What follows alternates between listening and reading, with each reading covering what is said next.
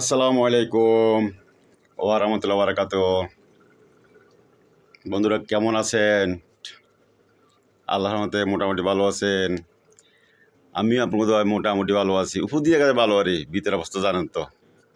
এই যে আমাদের সরকারি চাকরিওয়ালার জীবনটা দেখেন, তো নিজের কাজ নিজে করতে হয়। সকালে উঠি ফজরের নামাজ পড়তে হয়।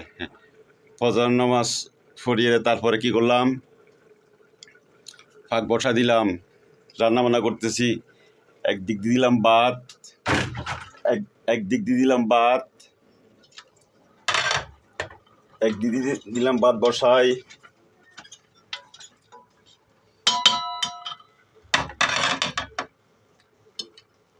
আরেক দিদি দিলাম কি আরেক দিক দিয়ে দিলাম তরকারি।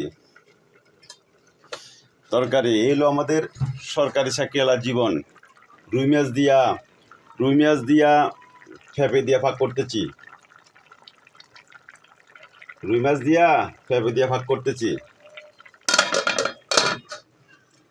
এই হলো আমাদের সরকারি চাকরিওয়ালার জীবন।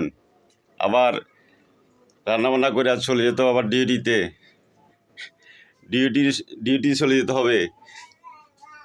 আরে এই হলো কি আমাদের জীবন। কিলে নিজের কাজ নিজে তো করতে হবে, কেউ তো করতে হবে না। নিজের কাজ তো ফেরার জন্য কষ্ট করতে হবে, তাই না? কলিজার বন্ধুরা আমার, সবাই ভালো থাকেন, সুস্থ থাকেন,